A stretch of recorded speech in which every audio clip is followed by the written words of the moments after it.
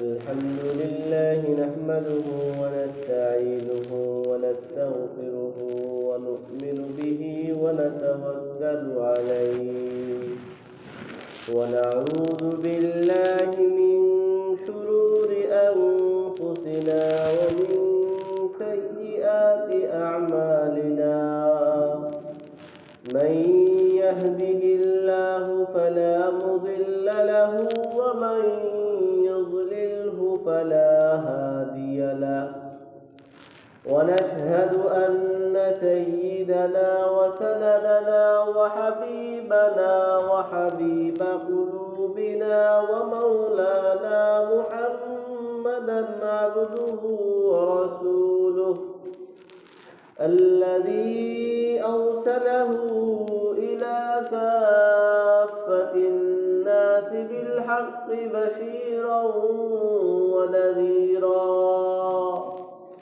وداعيا إلى الله بإذنه وسراجا منيرا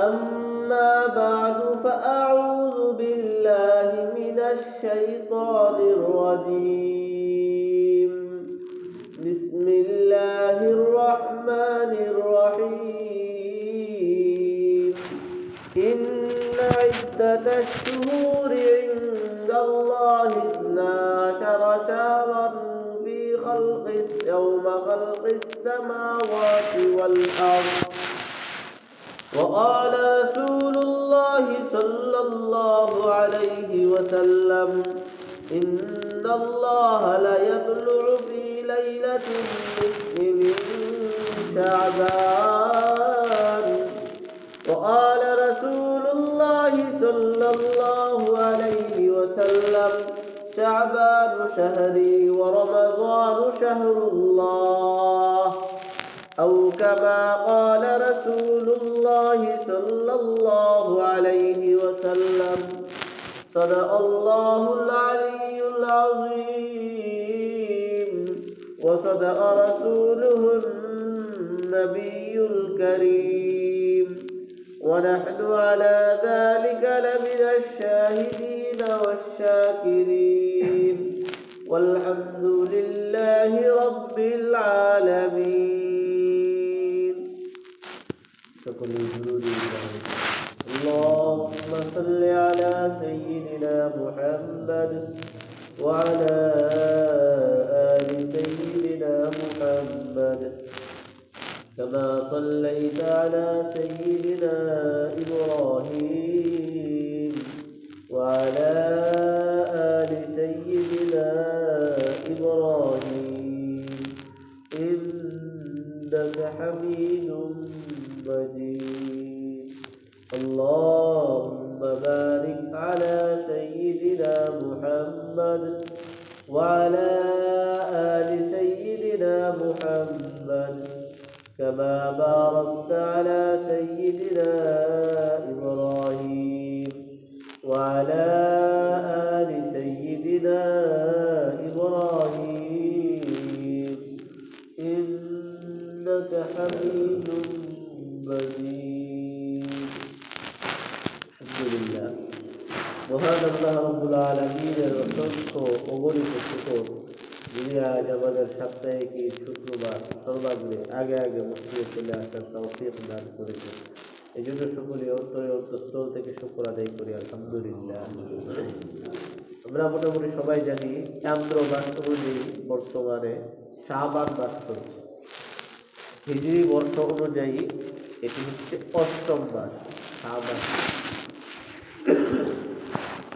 তো শাবান মাস, শাবান হলো রজব এবং রমজান দুইটা গুরুত্বপূর্ণ মাসের মাঝখানে। তো শাবান মাস খুবই গুরুত্বপূর্ণ ফজিলতপূর্ণ একটি মাস। এই মাসে একটি স্পেশাল রজনী রয়েছে, রাত রয়েছে, যে রাত আল্লাহ তাআলা আমাদের প্রতি, আল্লাহর বান্দাদের প্রতি একটা স্পেশাল অনুগ্রহ, স্পেশাল দান, যেটাকে আমরা শবে বরাত বলি। শাবানের মধ্য রজনী। শবে বরাতকে শবে বরাত বলা হয় কেন? বরাত এটা মূলত আরবি শব্দ বারাআ থেকে। বরাত মানে বাংলাতে ভাগ্য বরাত এরকম। বারাআ মানে হচ্ছে মুক্তি। এই রাত্রে আল্লাহ তাআলা মানুষকে ক্ষমা করে দেন। যারা আল্লাহ তাআলার কাছে ক্ষমা চায় তাদেরকে ক্ষমা করে দেন, দোয়া কবুল করে। যারা ইস্তেগফার করে তাদেরকে মাফ করে দেন। এই জন্য এই রাতটা হচ্ছে জাহান্নাম থেকে মুক্তির দিন। আমার জাহান্নাম থেকে মুক্তির দরকার, আমি এই রাতে আল্লাহর কাছ থেকে মুক্তি কামনা করি। তো এই জন্যই এই রাতটাকে লাইলাতুল বারাআ বা শবে বরাত বলে। মানে হলো জাহান্নাম থেকে মুক্তির রাত। বারাত মানে মুক্তির রাত। তার কিছু কথা আসতেছে ইনশাআল্লাহ। এই শাবান মাস রাসূলুল্লাহ সাল্লাল্লাহু আলাইহি ওয়াসাল্লাম শাবান মাস আসলেই রোজা রাখা শুরু করে দিতেন। রোজা তো শাবানেও বেশি, রজব মাসেও অধিক পরিমাণে রাখতেন, শাবানেও রাখতেন। এই শাবান মাসে ঐতিহাসিক কিছু ঘটনা ঘটেছে। রাসূলুল্লাহ সাল্লাল্লাহু আলাইহি ওয়াসাল্লামের সময় বিশেষ করে আমরা যে রমজানে রোজা রাখি, এই রমজানের রোজার ফরজ বিধান এসেছে শাবানে। আপনারা দেখেছেন সামনে রমজান রোজা রাখতে হবে, এই রোজার বিধানটা শাবান মাসে এসেছে। কেবলা পরিবর্তন, বিদ্যুৎ আসছে না, লাইনটা খুললে কষ্ট করে।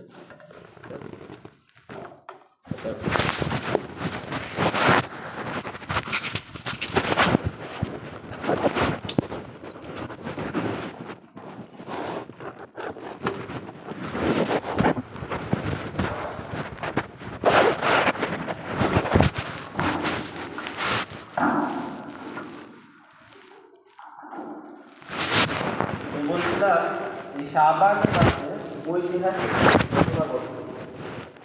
আমরা জানি নামাজের বিধান যখন আসছে, সাহাবায়ে কেরাম প্রথমে নামাজ পড়তেন মসজিদুল আকসা, বাইতুল মুকাদ্দাসের দিকে অভিমুখী হয়ে।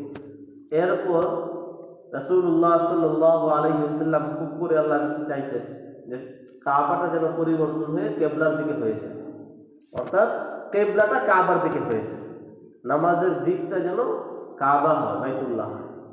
তো আল্লাহ তাআলা বললেন ফাওয়াল্লি ওয়াজহাকা শাতরাল মাসজিদিল হারাম, আপনি আপনার নামাজের অভিমুখকে কাবার দিকে করে দিন, মসজিদ হারামের দিকে করে দিন। এই যে কাবা পরিবর্তন, কাবা বলতে পারলাম, কিবলা পরিবর্তন, এই যে কিবলার যে পরিবর্তনটা এটা শাবান মাসে হয়েছে। আমরা তো ঐতিহাসিক বদর যুদ্ধের কথা জানি, এটা রমজানে হয়েছিল। এছাড়াও আরেকটা বদর হয়েছে, এটা দ্বিতীয় বদর বলে বা বদরে সুগরা বলে। উহুদ যুদ্ধের পর আবু সুফিয়ান, কাফেরদের নেতা রাদিয়াল্লাহু তাআলা আনহু, পরবর্তীতে মুসলমান হয়েছেন, সাহাবী হয়েছেন। তিনি ঘোষণা দিলেন যে ঠিক আছে, এটার প্রতিশোধ আমরা আগামী বছর নেব। আগামী বছর আমরা কি করবো, আজকে যাই বাড়িতে খাইছি এটার প্রতিশোধ আগামী বছর নেওয়া হবে। তখন সাহাবায়ে কেরাম তাদের চ্যালেঞ্জ গ্রহণ করলেন। পরের বছর চতুর্থ হিজরিতে মক্কা থেকে 2000 বাহিনীর এক সেনাদল নিয়ে আবু সুফিয়ান রওনা হয়েছে মদিনা অভিমুখে। রাসূলুল্লাহ সাল্লাল্লাহু আলাইহি ওয়াসাল্লাম 1500 সাহাবীদেরকে নিয়ে বদর প্রান্তরে এসে অপেক্ষা করলেন যে আসো, তোমাদের সাথে মোকাবেলা হবে।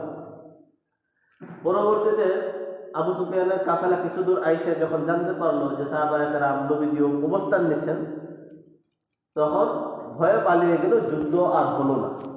এটাকে বদরে সুগরা বলে। অর্থাৎ বদর প্রান্তরে যুদ্ধের জন্য সমবেত হয়েছিলেন, কিন্তু যুদ্ধ ছাড়াই আল্লাহ তাআলা বিজয় দিয়েছে। এইটাও ঘটেছিল শাবান মাসে। এছাড়াও গাজওয়ায়ে বনু মুস্তালিক সহ ইফকের হযরত আয়েশা রাদিয়াল্লাহু তাআলা আনহার অপমানের যে দীর্ঘ ঘটনা আমরা অন্য এক সময় শুনবো। তো এই ঘটনাও শাবান মাসে ঘটেছে। শাবান মাসে ফজিলত, রাসূলুল্লাহ সাল্লাল্লাহু আলাইহি ওয়াসাল্লাম শাবান মাসে অধিক পরিমাণে রোজা রাখেন। আমরা জানি যে শাবান মাসের 15 তারিখ রোজা রাখা মুস্তাহাব। শুধু 15 তারিখ রোজা রাখা মুস্তাহাব না, পুরো শাবান মাসেই অধিক পরিমাণে রোজা রাখা একটা মুস্তাহাব। হাদিসের মধ্যে এসেছে রাসূলুল্লাহ সাল্লাল্লাহু আলাইহি ওয়াসাল্লাম শাবানে রোজা রাখা শুরু করতেন, এবং রোজা রাখতে থাকতেন যেমন হয়তো আর মনে হয় রোজা ছাড়বেন না, রোজা মনে পুরো মাসে রাখবেন। আবার কখনো কখনো দেখা যেত যে রোজা রাখতেছেন না, সাহাবায়ে কেরাম বলতে যেমন হচ্ছে শাবানে রোজা রাখবেন না, আবার করতেন। এক সাহাবী হযরত উসামা ইবনে যায়েদ রাদিয়াল্লাহু তাআলা আনহু নবীজিকে জিজ্ঞেস করলেন যে আপনি শাবানে এত পরিমাণে রোজা রাখেন, এর আগে কখনো রোজা রাখতে দেখি না, এর কারণটা কি? তো নবীজি বললেন যে এই মাসে মানুষের আমলনামা আল্লাহর দরবারে উঠিয়ে নেওয়া হয়। আমি চাই রোজা অবস্থায় যেন আমার আমলটা আল্লাহর কাছে উঠে। এই যে পৃথিবীতে মানুষ আমরা যে আমল করি, আমল আল্লাহ তাআলার কাছে উঠার ধাপে ধাপে উঠে। দৈনিক উঠে ফজরের সময়, আসরের সময়, সাপ্তাহিকভাবেও আমল উঠে বৃহস্পতিবার, সোমবার। আর বাৎসরিক আমল নামার হিসাব উঠে আল্লাহ তাআলার কাছে শাবান মাসে। তো এই শাবান মাসে মানুষের যাবতীয় আমল নামা আল্লাহর কাছে উঠে। এই শাবানকে নবীজি নিজের মাস বলেছেন শাবান শাহরি, শাবান হচ্ছে আমার মাস। 3 নম্বর ফজিলত, শাবানে আল্লাহ তাআলা লাইলাতুল নিসফি, শাবানের মধ্য রজনীতে আল্লাহ তাআলা মানুষকে ক্ষমা করে দেন। আল্লাহ রাসূল করিম সাল্লাল্লাহু আলাইহি ওয়াসাল্লাম বলেন, ইন্নাল্লাহা লা ইয়াতলুউ ফি লাইলাতিন নিসফি মিন শাবান ফায়াগফিরু লিজামিই খালকিহি ইল্লা লিমুশরিকিন আও মুশাহিদ। আল্লাহ রাব্বুল আলামিন শাবানের মধ্য রজনীতে মানুষের জন্য কি করেন? নেমে আসে, অর্থাৎ মানুষের কাছাকাছি চলে আসে এবং সমস্ত মানুষকে তিনি ক্ষমা করে দেন, 2 শ্রেণীর মানুষ ছাড়া, মুশরিক আর হচ্ছে বিদ্বেষকারী, যারা মানুষের সাথে বিদ্বেষ পোষণ করে। আমরা শিরক সম্পর্কে এর আগেও শুনেছি যে শিরক এমন একটা অপরাধ যেটা মাফ পাওয়ার কোনো সুযোগ নাই। শিরকি কর্মকাণ্ড থেকে বিরত থাকতে হবে।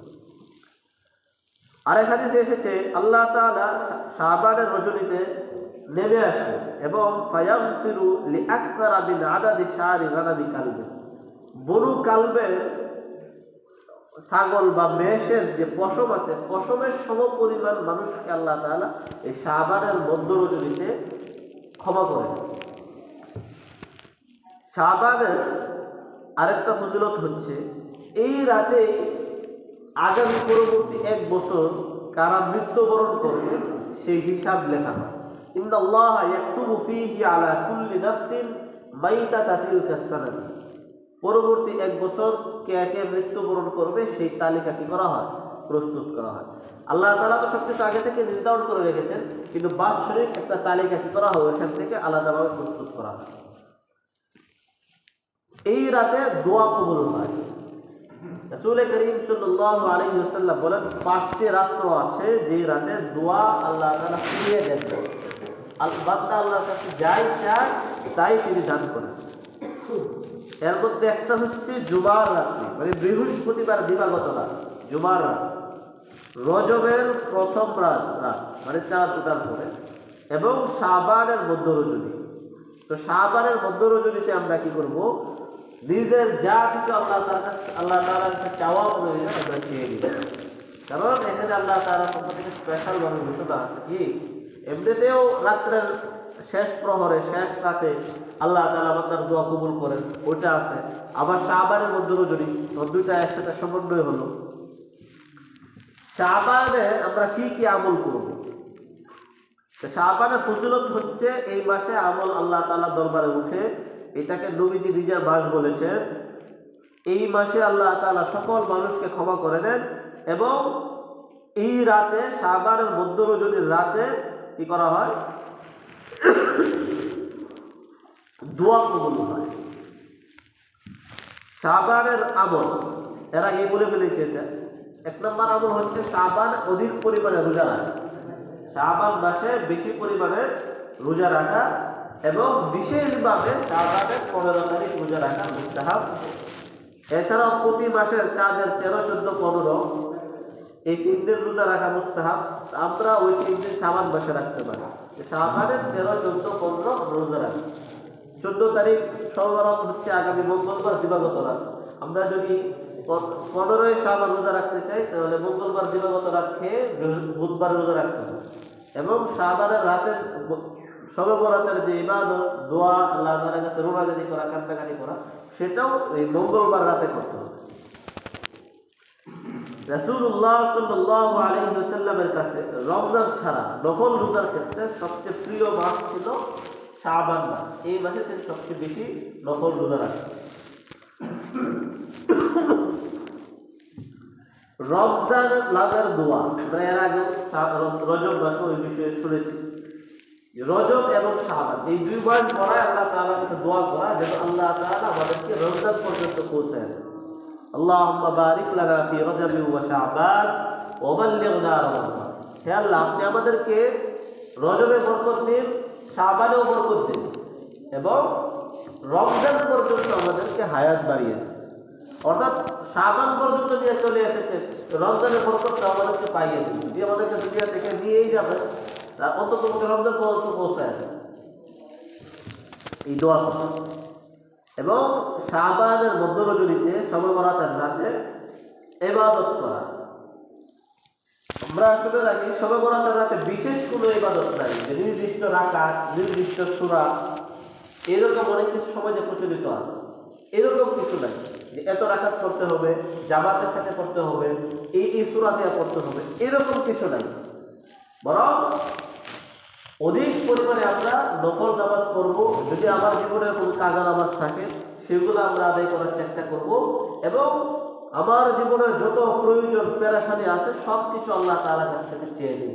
পরবর্তী 1 বছর, আগামী 1 বছরের আমার রিজিকের যা কিছু দরকার আমি আল্লাহ তাআলার কাছ থেকে চেয়ে নেব। কারণ আল্লাহ তাআলা বলেছেন যে আমি এই রাত্রে কি আমার কাছে রিজিক চাইলে আমি দিয়ে দেব। এই রাত্রে কি করা? অধিক পরিমাণে নামাজ পড়া এবং দোয়া ইস্তিগফার করা। রাসূলুল্লাহ সাল্লাল্লাহু আলাইহি ওয়াসাল্লাম বলেন, ইযা কানাত লাইলাতুন নিসফি মিন শাবান, যখন শাবানের মধ্য রজনী আসে, শবে বরাতের রাত যেটাকে আমরা বলি, ফাকুমু লাইলাহা, তোমরা ওই রাতটা ইবাদত করে কাটাও। তোমরা ওই রাতটা পুরোটা ইবাদত করো, নামাজ পড়ো। কৌমু মানে কি? নামাজ পড়ো। রাতটা নামাজের মাধ্যমে কাটিয়ে দাও। নফল নামাজ পড়ো, কাজা থাকলে সেটা আদায় করো। ওয়াসুমু নাহারা, এবং ওই রাতের পরে যে দিনটা আসবে 15 শাবান, ওই দিনে তোমরা রোজা রাখো। কারণ ফাইন্নাল্লাহা ইয়ানজিলু ফিহা, ওই রাতে আল্লাহ তাআলা কি করেন? জমিনে নেমে আসেন। আল্লাহ তাআলা জমিনে নেমে আসার অর্থ হচ্ছে বাস্তবে তো নেমে আসেন না, আল্লাহ তাআলা কোনো কি নাই, স্থানান্তর নাই। এটা হলো, আমি একটা উদাহরণ দেব যে অনেক সময় আমাদের অভিভাবক তুল্য কোনো ব্যক্তি বলে, যাও তুমি কাজ করো, আমি তোমার সাথে আছি। বলে না? বলে না? তুমি তোমার সাথে আছে আমি। এইরকম আছে যে আল্লাহ তাআলা নেমে আসেন মানে হলো অধিক শুনেন। যে কোনো কিছু চাইলেই আল্লাহ তাআলা সেটা কি করেন? সারা দেন, কবুল করেন। আল্লাহ তাআলা বলতে রাখেন, আলা বিল মুস্তাগফিরিন ফাগফির লাহ, ওহে আসলে কেউ ক্ষমা প্রার্থনাকারী, আমি তোমাকে ক্ষমা করে দেব। আলা বিল মুস্তারজিকিন ফারযুক লাহ, ওহে আসলে কোন রিজিক প্রার্থনাকারী, আমার কাছে রিজিক চাও, আমি তোমাকে রিজিক দিই। এমনিতেও শেষ রাতে বা রাতের শেষ প্রহরে ইবাদত করা, আল্লাহ তাআলার কাছে চাওয়া, এটা একটা বিরাট গুরুত্বপূর্ণ আমল। হাদিসের মধ্যে এসেছে যে সবচেয়ে আল্লাহ তাআলার কাছে দোয়া কবুল হওয়ার সবচেয়ে গুরুত্বপূর্ণ মুহূর্ত হলো, সবচেয়ে বেশি কবুল হয় হলো রাতের শেষ প্রহর। সারা বছর আপনি সারা বছর আল্লাহ তাআলার কাছে কোনো কিছু স্পেশালভাবে চাওয়ার দরকার, বাদশার কাছে একান্তে কথা বলতে চান, একান্তে আপনার কোনো কিছু দরখাস্ত মঞ্জুর করাইতে চান, শেষ রাত্রে দাঁড়ায় যান রবের দরবারে, দাঁড়ায় কবুল করে নেন। সেটাই যে কান্নাকাটি করেন, চোখের পানি ছাড়েন। রাকাতান কাতরাতান, 2 রাকাত নামাজ, 2 ফোঁটা চোখের পানি। আল্লাহ তাআলার কাছে এত বেশি মূল্যবান, এত বেশি মূল্যবান যে বান্দার চোখের পানি আল্লাহ তাআলা কি করেন না? আমাদের তো চোখের পানি বের হতেই চায়, দুনিয়া বিপরেশানির কারণে চোখের পানি আসে, কিন্তু আল্লাহ তাআলা দরবারে হাত উঠাইতে গেলে চোখের পানি আসতেছে না। চোখের পানি ফেলতে হবে। চোখের পানি যদি আমার পড়ে, তাহলেই আল্লাহ তাআলা কি করবেন? একটা গুনাহ হয়ে গেছে আমার দ্বারা, আমি নামাজ দাঁড়ায় যাই, যেটা তার সালাত তওবা, তওবার নিয়তে, ইয়া আল্লাহ আমি কিছু গুনাহ করে ফেলেছি। মুসা আলাইহিস সালামের আমলের ঘটনা জানি আমরা, যে বৃষ্টি হয় না। তো বৃষ্টি হয় না কেন? তো নামাজ পড়তে গেছে, সালাতুল ইস্তিসকা, বৃষ্টির নামাজ। তখন আল্লাহ তাআলা মুসা আলাইহিস সালামের কাছে ওহী পাঠাইলেন যে তোমার এখানে একজন গুনাহগার আছে, সে এখানে থাকলে কি হবে না? বৃষ্টি হবে না। তো মুসা আলাইহিস সালাম বললেন যে এখানে কে এরকম আল্লাহ তাআলার এত নাফরমান আছে, তোমার প্রতি আল্লাহ এত অসন্তুষ্ট যে তোমার কারণে আল্লাহ তাআলা বৃষ্টি দিচ্ছেন না, এখান থেকে চলে যাও, তাহলে আমরা দোয়া করলে করবো। ওই ব্যক্তি কি করছে? আল্লাহ তাআলার কাছে এমন তওবা করছে যে আল্লাহ আমি এখন শরমের মধ্যে পড়ে গেছি, আর জীবনে করবো না। তওবা করে আল্লাহ তাআলার কাছে কান্না করছে। তো মুসা আলাইহিস সালাম তো দোয়া করার আগে বৃষ্টি শুরু হয়ে গেছে। আল্লাহ তাআলার কাছে জিজ্ঞাসা করলেন, কি ব্যাপার? আপনি বললেন যে এখানে গুনাহগার আছে, আপনার অবাধ্য বান্দা আছে, বৃষ্টি হবে না, এখন তো বৃষ্টি চলে আসবে, আমি তার কারণে বৃষ্টি দিচ্ছি। এরকম একটা সমাজে একজন আল্লাহওয়ালা বুজুর্গ ব্যক্তি যদি থাকে, তো তার উসিলায় এখানে কি হয়? অনেক বরকত নাযিল হয়। আবার একইভাবে একটা সমাজে যদি একজন অবাধ্য আল্লাহর নাফরমান কোনো ব্যক্তি থাকে এবং মানুষ তাকে নিবৃত্ত করার চেষ্টা না করে, তাহলে তার কারণে ওইখানে অনেক সমস্যা। যেমন মনে করেন এক জায়গায় যে দুর্গন্ধ থাকে, দুর্গন্ধ চারপাশে ছড়ায় না, আলোচনা ভিন্ন দিকে চলে যাচ্ছে, চারপাশে ছড়ায় না। আবার যদি একজন ভালো সুগন্ধি লাগায় আসে, তাহলে আশপাশের ব্যক্তি কি পাবে? সুগন্ধি পাবে। আবার যে দুর্গন্ধ থাকে, তার দুর্গন্ধ আশপাশের লোকদেরকে কি করবে? ক্ষতিগ্রস্ত করবে, অন্তত কষ্ট দিবে। সেটা এরকম। এই জন্য আমাদেরকে চেষ্টা করতে হবে আমার দ্বারা যেন কারো কোনো কষ্ট না হয়। আমি অপরাধ হয়ে গেছে, আল্লাহ তাআলা অবাধ্যতা হয়ে গেছে, আমি আল্লাহ তাআলার সওয়াব পেয়ে নিই। আমার গুনাহের কারণে শাস্তি যেন সকলের উপর না আসে। আমার গুনাহের কারণে আমার পরিবারের যেন কষ্ট না হয়, আমার সন্তানদের যেন কষ্ট না হয়। পরিবার প্রধানের গুনাহের কারণে তার সন্তানদের উপর বিপদ আসতে পারে, পরীক্ষা আসতে পারে। রাষ্ট্রপ্রধান যদি কি হয়? ন্যায়পরায়ণ হয়, ইনসাফদার হয়, তাহলে ওই রাষ্ট্রের ফল ফসল এগুলো ভালো হয়। রাষ্ট্রপ্রধান যদি জালেম হয়, তাহলে ওই রাষ্ট্রের মধ্যে কোনো বরকত থাকে না, ফসল ভালো হয় না। এই জন্য অনেক কিছু অভিজ্ঞতার আলোকে আছে। তো যেটা বলতেছিলাম, আলা মিন মুবতালান ফাউআফিয়ানা, আসল কোনো বিপদগ্রস্ত আল্লাহ তাআলা ওদিন বলবেন সবে বরাতের রাতে, আমি তোমাকে তোমার বিপদ দূর করে দেব। তো এই জন্য আমাদের চেষ্টা করতে হবে সবে বরাতের রাতে আল্লাহ তাআলার কাছে কোনো কিছু চাও। আমি বিপদগ্রস্ত, আমি ঋণগ্রস্ত, আমার রিজিকের দরকার, আমার আল্লাহ তাআলার কাছে ক্ষমা পাওয়া দরকার, সব কিছু আমি ওই দিন রাতে আল্লাহ তাআলার কাছে কি করি? নিজেরা দোয়া করবো আল্লাহর কাছে, বাড়ি যারা দরকার তাদের কাছে আমি দোয়া চাইবো যে ভাই আজকে তো সবে বরাতের রাত, আমার জন্য একটু দোয়া করো, আসলে আল্লাহর কাছে আমার নাম দেখতে স্মরণ করো। এভাবে আমরা একে অপরের কাছে দোয়া চাই। একজনের দোয়া আরেকজনের কবুল। হাদিসের মধ্যে আসছে যে কোনো মুসলমান যদি তার মুসলমান ভাইয়ের জন্য দোয়া করে, যে আপনি দোয়া করলেন যে আল্লাহ আব্দুল্লাহ অমুক প্রয়োজনীয়তা তুমি পূরণ করে দাও, আব্দুর রহমানের গাড়িটা অসুস্থ, তুমি গাড়িটা ভালো করে দাও, ফেরেশতা তখন পাশে বসে বসে বলতে থাকে যে তুমি তার জন্য যে দোয়া করতেছ এই জিনিস আল্লাহ তোমার দান করো। আপনি দোয়া করতেছেন যে আল্লাহ অমুক অসুস্থ, তুমি সুস্থ করে দাও, ফেরেশতা বলবে আল্লাহ তোমার সুস্থ করে দাও। আরেকজনের জন্য দোয়া করলে ওই দোয়া নিজের ক্ষেত্রে আগে কবুল হয়। বদুয়ার ক্ষেত্রেও একই কথা, আপনি আরেকজনকে বদুয়া দিচ্ছেন যে অমুক করে থাক, কেন? সে একটা উল্টা করে, কিন্তু বাস্তবে যদি সে ওই বদুয়ার উপযুক্ত না হয়, তাহলে ওই বদুয়া নিজের গায়ে আসে। কি আসে? আমি আরেকজনকে বদুয়া দিলাম যে হ্যাঁ মরে যাক, হ্যাঁ গুলো ছাগল মরে যাক, কেন মরে যাক? আপনারা হয়তো কষ্ট দিচ্ছেন বা আপনি তার প্রতি কোনো কারণে অসন্তুষ্ট। এই বদুয়া কি হয়? উপযুক্ত যদি সে না হয়, তাহলে সেটা নিজের গায়ে। কোনো মুসলমান কাউকে বদুয়া দিতে পারে না। নবীদের ঘটনা আমরা জানি না, তায়েফের ময়দানে যখন নবীকে রক্তাক্ত করছে, জিবরাইল আমি এসে বললেন আপনি বলেন দুই পাহাড়ে চাপা দিয়ে আমি তাদেরকে শেষ করে দিই। নবীজি কি বলেছিলেন? বলেছিলেন যে আল্লাহুম্মা আগফির লিকাওমি ফাইন্নাহুম লা ইয়ালামুন, হে আল্লাহ আপনি তাদেরকে ক্ষমা করে দিন, তারা তো জানে না, তারা বুঝে না, নির্ভুল অবুঝ। আমি যদি সেই নবীর উম্মত হয়ে থাকি, তাহলে আমার মধ্যে সেই উদারতা থাকতে হবে, মানুষকে ক্ষমা করে দেওয়ার মানসিকতা থাকতে হবে। তো শবে বরাতের আমল, শাবান মাসের আমল, অধিক পরিমাণে রোজা রাখা, দোয়া করা, আল্লাহুম্মা বারিক লানা ফি রাজাবি ওয়া শাবান ওয়া বাল্লিগনা রমাদান। শবে বরাতের রাতে অধিক পরিমাণে কি করা? নামাজ পড়া, আল্লাহর কাছে দোয়া করা, ইস্তিগফার করা, কান্নাকাটি করা, এবং শাবান মাস যখন শেষ হয়ে আসবে রমজানের চাঁদ দেখা। আমরা ছোটবেলা দেখছি এলাকাবাসী সবাই মিলে হই হুল্লোড় করে চাঁদ দেখতো। এটা চাঁদ দেখাটা হচ্ছে ইবাদত। চাঁদ দেখাটা কি? প্রতি মাসে এইভাবে চাঁদ দেখা উচিত। প্রতি মাসে তো আমরা দেখি না, অন্তত রমজান ঈদ এই চাঁদগুলো আমরা সবাই মিলে দেখি। অপেক্ষায় না থাকি যে সংবাদপত্রে বলবে, টিভিতে বলবে, বইলা পরে আমাদেরকে জানাবে যে এই চাঁদ উঠছে। সেই অপেক্ষায় আমরা না দেখে আমরা কি করি, নিজেরা সবাই মিলে উন্মুক্ত ময়দান স্থানে গিয়ে চাঁদ দেখার চেষ্টা করি। আল্লাহ তাআলা আমাদেরকে আমল করার তৌফিক দান করুন। আমিন। সুবহানাল্লাহি ওয়া বিহামদিহি আশহাদু আল্লা ইলাহা ইল্লা আনতা আস্তাগফিরুকা ওয়া আতুবু ইলাইক।